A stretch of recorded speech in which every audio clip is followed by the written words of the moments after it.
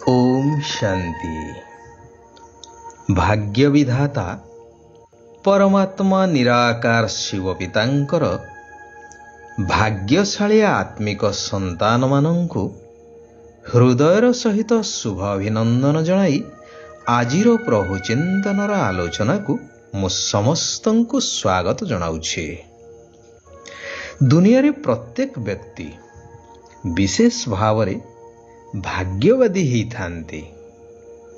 कथा कथा के कही थांती भाग्य रे जहा थिबो, मोर भाग्य एपरी इत्यादि इत्यादि। तेबे चिंता करिवार विषय होछि एही भाग्य किपरि श्रेष्ठ करि हेबो, जहा आधार रे अनिश्चित भविष्यतर कथा भूली सदा भाग्यशाली होई उमंग उत्साह खुशीर जीवन अतिबाहित हो पारिबो। सेथिपाई कर्म ही श्रेष्ठ हेबा दरकार, जेउथिपाई मध्य कुहा जाई थाए कि कर्म ही भगवान, अर्थात कर्म आधार रे ही भाग्य तैयारी होई थाए। भाग्यवादी हेबा भल कथा, हेले कर्म न करी केवल भाग्यवादी हेबा बा भाग्य उपरे निर्भर करिबा बुद्धिहीनर परिचायक अटे। कथाटिए मने पड़े, भीषण ग्रीष्म प्रकोपरे जनजीवन अस्तव्यस्त। एही भली समय रे जणे व्यक्ति गोटे विशाल आंब गछ तले विश्राम नहीं थांती। हठात एक सुंदर पाचिला आंब तांको पेट उपरे झड़ी पड़िला।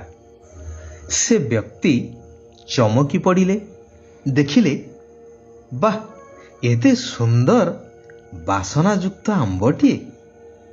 पुणी भाविले हाथ उठेबी, आंब को आनी पाटी रे पुरेबी।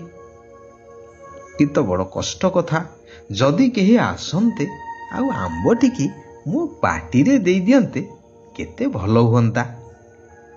एहा चिंता करी से रास्तार उभय पटकू मुह बुलेई चाहिले। देखिले जोगकू जणे व्यक्ति आसुछंती। से तांकू उच्च स्वर रे पाखकू आसीबा पई डाकिले। व्यक्ति जनक मध्य आसिले।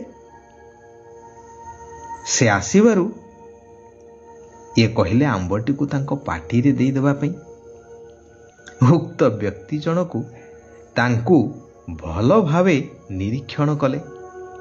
यांकर एतादृश कार्यकलाप एवं कथावार्ता को से अनुध्यान करी मने मने कहिबाकू लागिले ये लोकटा निहाती कर्म कोढ़ीटिए। तेणु से कौन कले, आंबटी को निजे आनिले एवं खाई खाई चलीगले। एठारे देखिबार कथा, भाग्य रे थिला बोली तो तांको पाखकू आंबटी आसीथिला। हेले निजे सामान्य कर्म करिवाकू डरी अन्य उपरे निर्भर करिवारु फल अन्य पाखकू चलीगला। तेबे कौन कहिबा कि भाग्य रे नथिला बोली? कर्म हेउछि मंजी, जहा अविनाशी अटे। ताहा केबे ना केबे फल निश्चय ही प्रदान करिवो, एथिरे संदेहर अवकाश नाही। भगवान निराकार शिव पिता कहउछंती, हे मोर मधुर आत्मिक संतानगण, एबे एही कलिजुगी तमो प्रधान दुनियार अवधि शेष हेबाकू जाउछि। एही सृष्टि नाटकर अटल नियम अनुसारे सत्य, त्रेतया, द्वापर आउ कली चक्राकार गतिरे घुरी चलीछि अविराम गतिरे, जहा जुग पर जुग परिवर्तन ही चलीछि। वर्तमान एही कलिजुगी तम प्रधान दुनियार अवधि शेष हेबाकू जाउछि। तेणु मु आसीछि तुमको नुआ दुनिया पाई, नुआ नुआ एवं श्रेष्ठ कथा सुनेबा पाई। एबे निराकार शिव बाबा ନୂଆ ମତ ଦେଉଛନ୍ତି ଯାହା କୌଣସି ଶାସ୍ତ୍ର ପୁରାଣ ଆଦିରେ ନାହିଁ। ସେଇଥିପାଇଁ ଯାହା ଉଲ୍ଲେଖ ରହିଛି କି ସର୍ବଧର୍ମ ପରିତ୍ୟଜ୍ୟ ମାମେକଂ ଶରଣଂ ବ୍ରଜ, ଅର୍ଥାତ୍ ଦେହ ସହିତ ଦେହର ସବୁ ଧର୍ମ ଛାଡ଼ି ମୋରି ଶରଣାପନ୍ନ ହୁଅ ବା ମୋରି ଶ୍ରୀମତରେ ଚାଲ। ଏହା ହିଁ ସେହି କଥା ଏବେ ନୂଆ ମତ ଦେଉଛନ୍ତି ଏବଂ କହୁଛନ୍ତି କି ଈଶ୍ୱରଙ୍କର ଗତିମତ ନିଆରା ବୋଲି ଯାହା ମନୁଷ୍ୟମାନେ କହୁଛନ୍ତି ତାହା ହିଁ ଏବେକାର କଥା। ଯେ ଭଗବାନ ଯେଉଁ ମତ ଦେଉଛନ୍ତି ଏବଂ ଯେଉଁ ଗତି ପ୍ରାପ୍ତ କରାଉଛନ୍ତି ତାହା ସମ୍ପୂର୍ଣ୍ଣ ନିଆରା। ଦୟାର ସାଗର ବାବା ପିଲାମାନଙ୍କୁ ସାବଧାନୀ ଦେଉଛନ୍ତି, ଶ୍ରେଷ୍ଠ ଭାଗ୍ୟ ତିଆରି କରାଉଛନ୍ତି। ବାବା କହୁଛନ୍ତି, ପିଲାମାନେ ଯଦି ନିଜର ଭାଗ୍ୟକୁ ଶ୍ରେଷ୍ଠ ଗଢ଼ିବାକୁ ଚାହୁଁଛ ତେବେ ସେବା କର। ସେ ସେବାଟି କ'ଣ? ନା ସମସ୍ତଙ୍କୁ ନିଜର ଆତ୍ମିକ ପରିଚୟ ପ୍ରଦାନ କର, ଅର୍ଥାତ୍ ହେ ମନୁଷ୍ୟମାନେ, ତୁମେମାନେ ଏହି ଶରୀର ନୁହେଁ ଆତ୍ମା, ଏହି ଆତ୍ମଜ୍ଞାନ ପ୍ରଦାନ କର ଏବଂ ନିରାକାର ପରମାତ୍ମା ସର୍ବାତ୍ମାଙ୍କର ପିତା ତାଙ୍କର ସତ୍ୟ ପରିଚୟ ପ୍ରଦାନ କରି ଚାଲ। ଯଦି କେବଳ ଖାଇଲ ଆଉ ଶୋଇଲ ଏବଂ ସେବା କଲ ନାହିଁ ତେବେ ତୁମର ଭାଗ୍ୟ ଶ୍ରେଷ୍ଠ ହୋଇପାରିବ ନାହିଁ। କୌଣସି ସେବା ନ କରି ଖାଇବା ହାରାମ ଅଟେ। ସେଥିପାଇଁ ବାବା ସାବଧାନ କରୁଛନ୍ତି, ସବୁର ଆଧାର ହେଉଛି ପାଠପଢ଼ା। ତୁମ ସଙ୍ଗମ ଯୁଗୀ ବ୍ରହ୍ମାମୁଖ ବଂଶାବଳୀ ବ୍ରାହ୍ମଣମାନଙ୍କୁ ଏହି ଶ୍ରେଷ୍ଠ ପାଠ ନିଜେ ପଢ଼ି ପୁଣି ଅନ୍ୟମାନଙ୍କୁ ପଢ଼େଇବାକୁ ହେବ। ସତ୍ୟ ସତ୍ୟ ଗୀତା ଶୁଣାଇବାକୁ ହେବ, ଯାହା ବର୍ତ୍ତମାନ ମୁଁ ତୁମକୁ ଶୁଣାଉଛି। ମାୟା ଜନ୍ମ ଜନ୍ମାନ୍ତର ସନ୍ତାନମାନଙ୍କୁ ଦୁଃଖୀ କରି ଆସିଛି। ଏହା ଦେଖି ବାବାଙ୍କୁ ଦୟା ଆସୁଛି। ସେଥିପାଇଁ ପ୍ରତ୍ୟେକ କଥାରେ ମାର୍ଗଦର୍ଶନ କରାଉଛନ୍ତି। ବର୍ତ୍ତମାନ ସମୟ ଅତିକ୍ରାନ୍ତ।